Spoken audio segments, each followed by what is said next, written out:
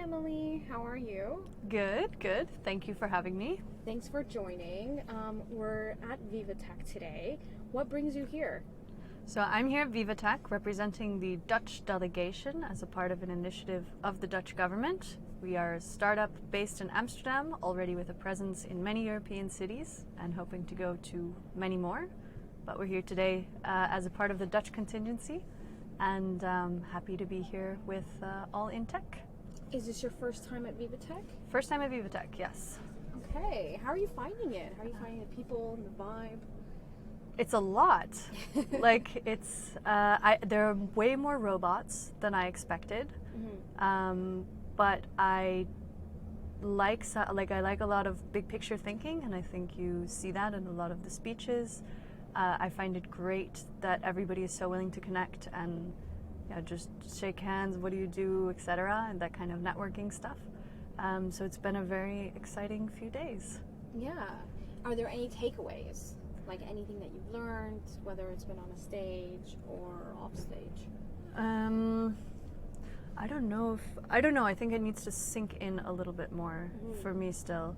Other than the robots, like flying cars are going to happen. I don't know if you saw the flying car, but that was one of the coolest things I saw. Was it the Audi concept car? No, it's a actual flying car. Oh, okay. I gotta find that. It's a huge expo. There's so many things to see. We were on a trampoline before we came here because somebody had a trampoline game. So these are all things. Yeah. Oh man, I'm missing everything being here in the press lounge. Yeah. Okay. Well, take a walk around. I think so many cool gadgets and a lot of and then plenty of software solutions, which is what I expected. But the gadgets, I think that's been the cooler part for me. That's awesome. So tell me a little bit about your business. Right, so I'm one of the co-founders of Mystery City Games, where we make games based on real stories from history. And that means basically treasure hunts. So if you ever wanted to play Da Vinci Code, you could come to us and we'll give you that experience, all based on a real story. The way it works is that basically you get a backpack, you come to one of our locations, you get a backpack, and inside we have all kinds of treasure boxes, treasure maps, treasure books. Then you follow the real story around a city, learning about a certain era or people or movement that you would otherwise never notice or never know was there. That's amazing. You said you had a box with you, right? Do. So you carry around a backpack like this for now. And then inside you have treasure boxes. Nice.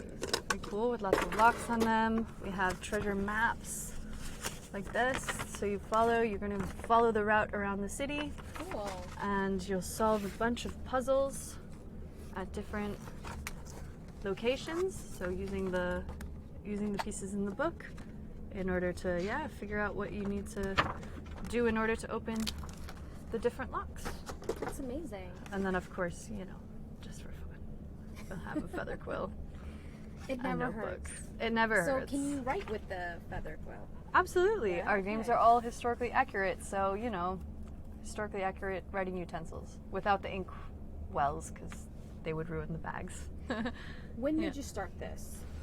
So our first full year, we started in 2018. Our first full year was 2019, and it was really a side project that I did with my business partner. But we started seeing that it was really resonating with people. And in 2019, we decided to leave our jobs and commit to this full time.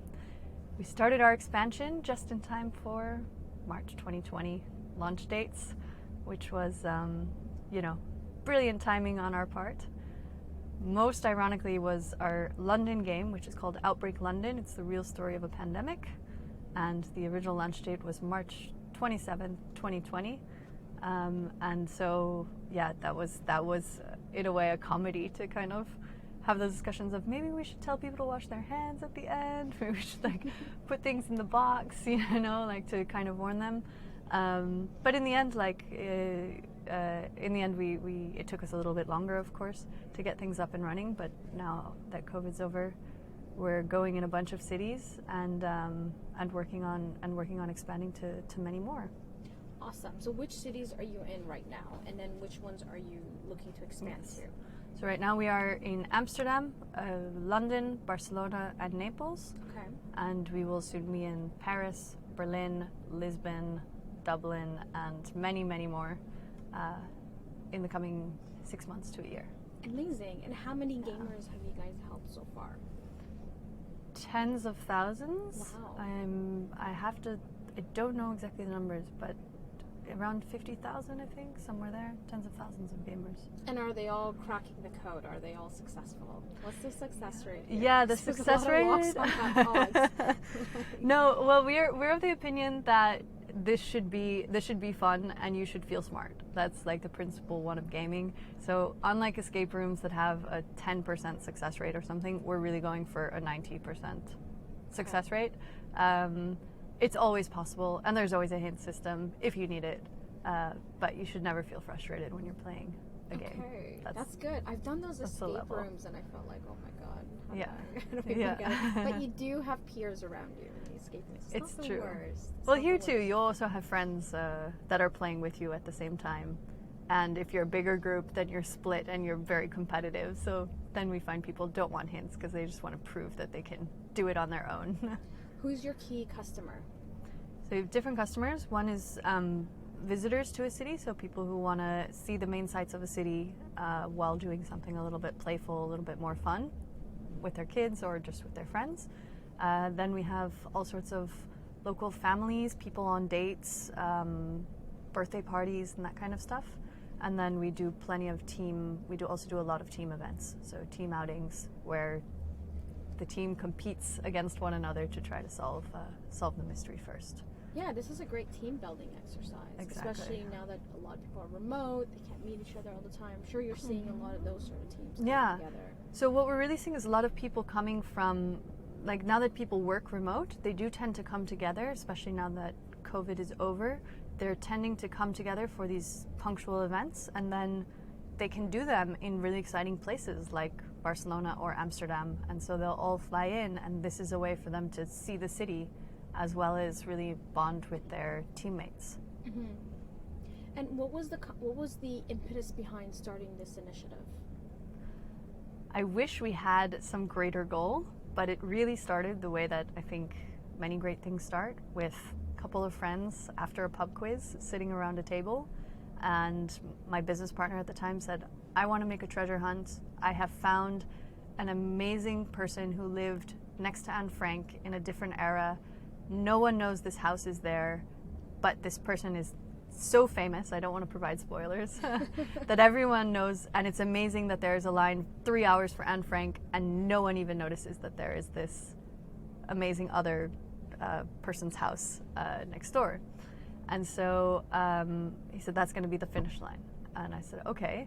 And we started playing with the idea of what is a treasure hunt, and just over a kitchen table, making drawings, I don't know, trying things, we tried actors, we tried hiding things in the city, we tried all the different things, and eventually we found the formula that really worked and kind of put it online. And I remember the first day that somebody booked that we didn't know. And it was so weird. We had no idea how they found us, and it was strangers who showed up and they wanted to play a treasure hunt. And you have like your heart's beating so fast, you know, the first time that you hand it over. But they loved it, and it kind of became a very steady flow after that. That's amazing. Like, and your first customer, you're right. You're just like, wait, this person wants to buy this? Yeah. You're just, it's really amazing. It's an amazing feeling. It is. And it's one that, I mean, you'll never forget. Yeah. It'll stay with you. But every time, but it doesn't go away. I think that if you keep having happy customers, like that gratification of showing people something new in their city that they have never seen before, even if they've lived there their whole lives, there's nothing better than that, you know, people coming back and I had no idea that this was here in my backyard. Yeah. I think that's an amazing reoccurring experience. It's true. Like, I recently just moved to West London, and it's really interesting because you would think West London is very suburban, that most of the historical significance would be in the center of the city, but actually where we're living, we found that there is a community center that used to be a pauper school, so a school that the city had built for poor kids, poor inner city London kids, and Charlie Chaplin actually went to that school, and it's an 18th century school, so there's a lot of like significance, and it's very beautiful. But when you find these things out, it makes you feel more connected to the community. Absolutely. And I think it's really great what you're doing. So tell me a little bit about your journey to entrepreneurship.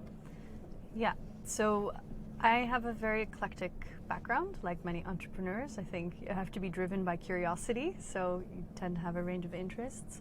Before this, I'm actually trained as like an expert blind taster of wines.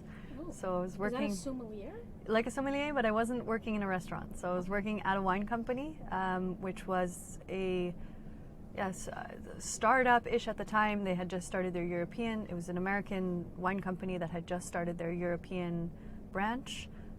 They had a lot of investment to deploy, and we were rolling out countries and setting up new markets. And I think I got the bug there. I loved the product. I liked what I did. I loved leading a team, and I saw what my bosses were doing, in terms of money and managing the money, managing the people, making things happen and bringing them to life. And I thought, this is amazing. I want to do this also for myself. And at the time that I was there was the time that we were just playing around on a kitchen table with the treasure hunt idea.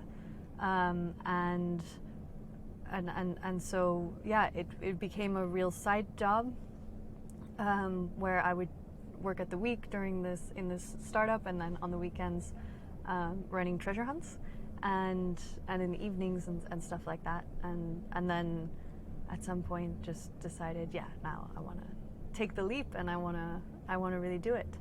Have you guys been funding this initiative all?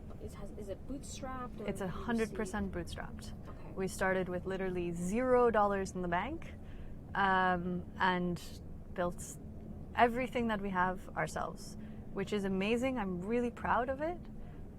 But you pay in sweat. What you don't have in money, you pay in sweat and energy. And so I think that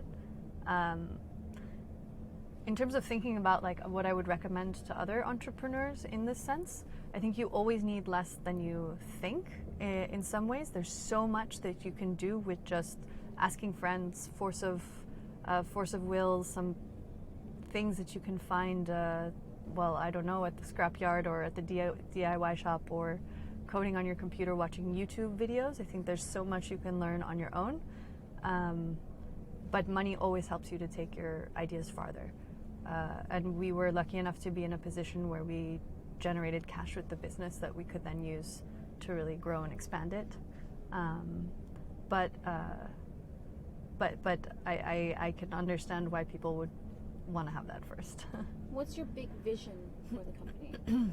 So we want to be in 30 European cities in the next couple of years, 30 European capitals, if not more. Like you said, you always find that every little town and neighborhood has an amazing story to tell, and an amazing community that's been there with their own stories and heroes and legends. And so we would love to be helping all of them tell those stories through playful, memorable, interactive games. I would love to be doing it all over the world, because the more people we meet, the more you find that the world just gets so much bigger and the story's so much better everywhere. So that's really the vision. Have you faced any obstacles in your journey, in your entrepreneurship journey, being a woman and being a woman in business? Yeah. So we were talking about this just before we started with the camera, that sometimes there's a bit of an expectation thing where people expect that the male colleague will be the more business savvy one, and you have to break those expectations. So that's been more my experience, that my business partner is the more creative one and I'm the more business one. And so sometimes just breaking those expectations is a little bit tricky. I would say though that there are a lot of amazing initiatives out there to help female entrepreneurs, and having been involved in a bunch of them, I think that the stereotype that women tend to be less ambitious or like more reasonable in their like goals and stuff, like dreaming, not dreaming smaller, but these women are amazing. They tend to be able to do so much more with so much less money.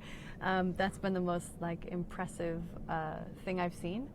But I also don't think that we should be afraid to dream big and to sell those big dreams and to realize the power of money and mobilizing a team to bring vision to life.